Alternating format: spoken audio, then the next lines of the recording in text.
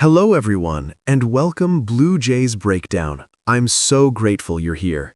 If you're enjoying this content and would like to see more videos like this, please support the channel by subscribing. Max Scherzer and Chris Bassitt, whether or not the Blue Jays are going to bring back one, two, or none of those guys, they were in on that whole Framber Valdez situation. A very quick kind of rumor that the Blue Jays were in on him. Now he's gone to the Tigers, but that still means the Blue Jays are interested in bringing back a starting pitcher, another one to this team. So with that being said, why not bring back some hometown favorites in Chris Bassitt or Max Scherzer from the 2025 team? Before we get into it, guys, hit that like button, smash that subscribe button, also hit that hype button if you're able to do so. Yeah, that whole Framber Valdez situation, let's quickly go over that. They were interested in him. There were some question marks, but, you know, inevitably the Tigers did get him. But still, it brings up a good point, like, if they're in on him, why not go for another starting pitcher, one that you're familiar with? Yes. Now, that is, of course, if we're taking the report at face value. This came out from Jon Heyman. And let me be clear.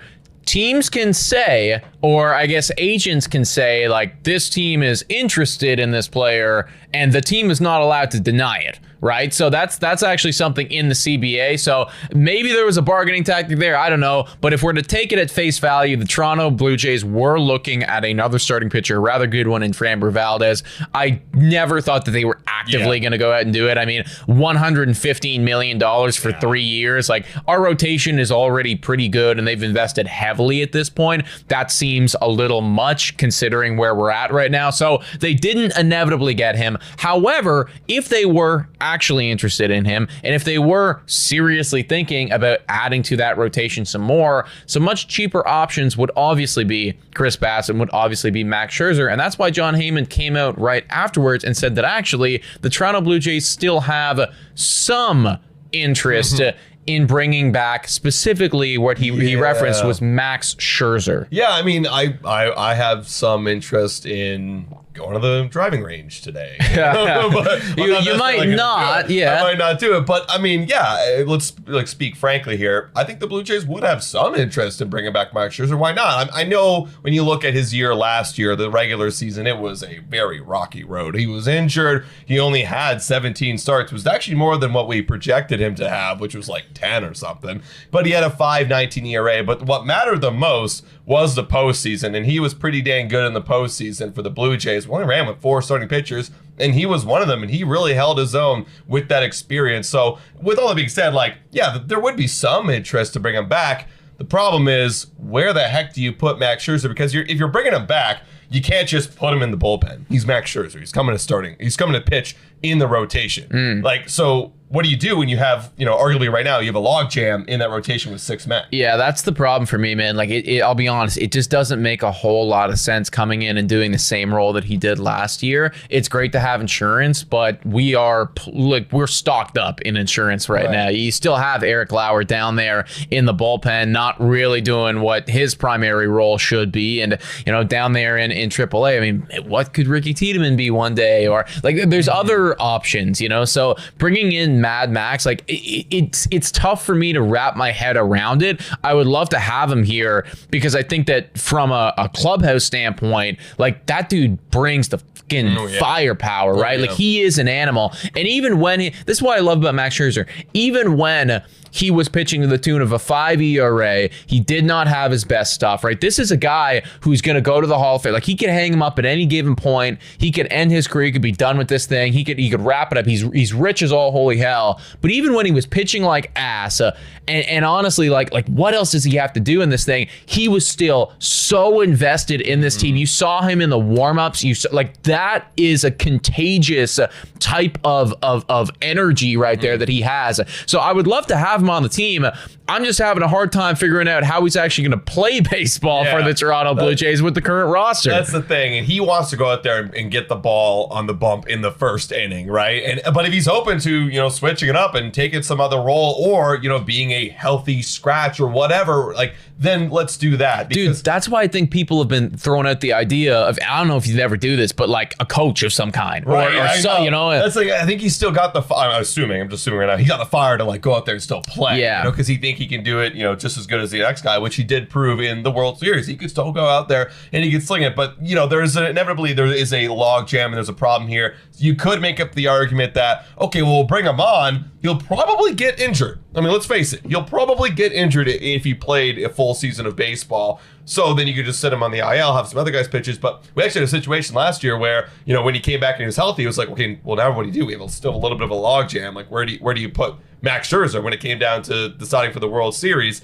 So that will be a problem, even amplified even more now that we have a bigger rotation. Yeah, I think they need to get creative with how they figured out that situation, and I think conversation. Yeah, like it would have to be one of those things where like we're gonna sign you and we might not play you for a while, and that's just gonna be what it is. Because I don't like unless you guys let us know in the comments down below where you would see him fitting into this thing, but I don't see him at this current juncture of time when everybody's healthy taking playing time away from somebody like a Cody Ponce or Jose Brias. I just don't think that would happen, and that would be something that they would need to figure out. Now, somebody who could take playing time away from certain individuals on this roster would be Chris Bassitt, and I think if they're looking at and showing some interest in bringing back Max Scherzer, why not show some interest in bringing back Chris Bassitt? The guy had a 2.1 WAR last year. He had an ERA of 3.96, not his best season ever, but at the end of the day, that is still production. 170.1 innings. I mean, he was eating innings for the Toronto Blue Jays, and I think this is why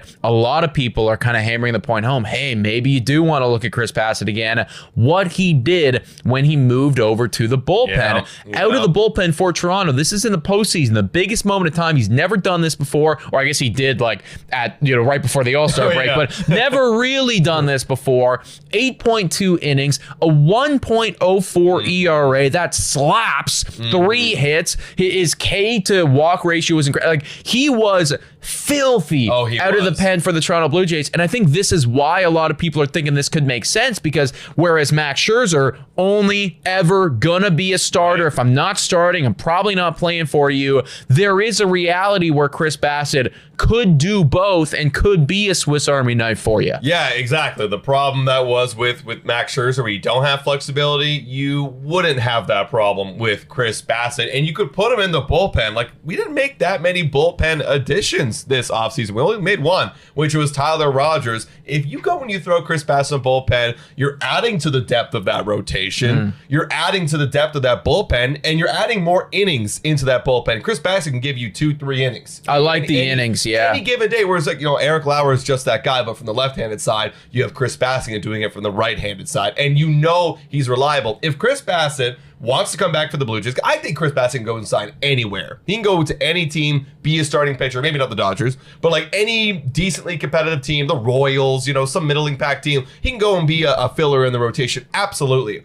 And so I think those teams should be calling. If they're not, and he does want to come back to the Blue Jays, and he's open to playing any role this upcoming year, then this would be a perfect role. I just don't know if he's going to do it. Well, my understanding of Bassitt and where he's at right now, and this is kind of speculatory, but I've also seen a couple reports about this. He's late in his career. At the end of the day, like he's only got 1, maybe 2 years, like not a lot of time left, and he hasn't won a ring yet. He's done a lot of cool stuff. He's done a lot of cool shit. So I think somebody like that, I think somebody like Max Scherzer as well, like they're not going to a team if that team doesn't have serious aspirations. Like Kansas City, I don't know if that would cut it, right? That's pretty fringe at that point. If I'm Chris Bassitt or if I'm Max Scherzer, I want to go to a squad where I know walking into this thing, the goal is we're going deep into the playoffs with the overall end goal of hoisting the trophy when it's all said and done. Yeah. Toronto can offer you that. There is a couple other teams that could give you that experience as well, but maybe their rotations are already filled up, or maybe their bullpens are already filled up. Bassitt makes a lot more sense to me because obviously the city loves him. The players love Bassitt as well. There's a good camaraderie there. We saw him do multiple roles for us. He's adding the insurance to the rotation that you love to have, but at the same point, he's not putting pressure on the rotation either, because you could start him in the bullpen if you so want to do so.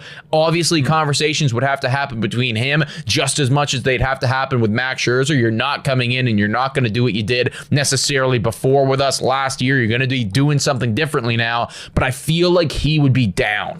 He would be. Again, money might also talk, because, if another team's offering more money, maybe he takes it and just bites the bullet. But if he truly wants that ring, maybe take a little bit of a pay cut. Maybe Blue Jays throw a little bit of an incentive, like, hey, we go to the World Series, you get a little extra bonus, or whatever it might be. That's fair, right? I think every contract should have that. Well, they also get a TV bonus, all the players, when they go to the World Series anyways. but throwing a little extra from the Blue Jays side of things. Yeah, ultimately, like, I like the idea of bringing back Scherzer or Bassitt just from a camaraderie standpoint alone. And if there is any way to get more out of their arms, yes. I don't think that they're going to, like, realistically, like, is Bassitt going to cost more than 15 a year? Like, I'd be stunned if it was more than that, honestly. Yeah, if he was a starting pitcher, like 15 to 20, maybe, short AAV or a short-term deal. Yeah, and if you want to bring him as a bullpen guy, like, are they willing to do 10? Like, I don't know what the deal would exactly be. But it shouldn't necessarily break the bank here. And you had so much money for Tucker, and you didn't get that. If you're willing to spend a little bit extra, bring back the vibes, bring back the clubhouse guy,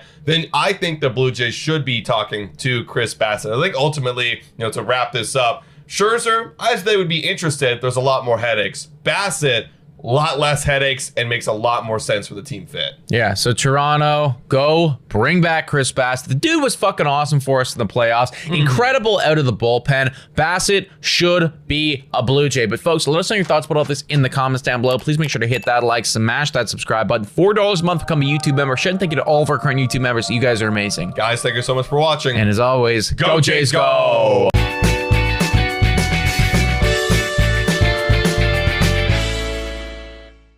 Wow. The Toronto Blue Jays rotation sits at a fascinating crossroads right now, and what happens next could define their entire 2026 season. The recent Framber-Valdez sweepstakes revealed something crucial about the front office's thinking. They're not done adding arms to this squad. Even though Valdez landed with the Tigers on a hefty 3-year deal worth $115 million, the Blue Jays were reportedly in the mix, which tells us everything we need to know about their hunger to bolster the starting rotation even further. If you're loving this Blue Jays content and want to stay updated on every roster move and breaking news, smash that subscribe button right now and help us reach 2,000 subscribers here on Blue Jays Breakdown, your home for all things Toronto baseball. Welcome to Blue Jays Breakdown, where we dissect every angle of this team's journey toward October glory. Now that Valdez is off the board, the conversation has shifted to two familiar faces who wore the Blue Jays uniform with pride last season. Max Scherzer and Chris Bassitt both contributed to Toronto's playoff push, and now rumors are swirling about potential reunions with one or both of these veteran arms. John Hyman dropped the bomb that Toronto still harbors interest in bringing back Scherzer specifically, which raises a ton of questions about how this roster would even function with another starter added to an already crowded rotation. Let's talk about Mad Max first, because his situation is the more complicated of the two. Scherzer battled through injuries all season long, managing just 17 starts and posting an ugly 5.19 earned run average during the regular season.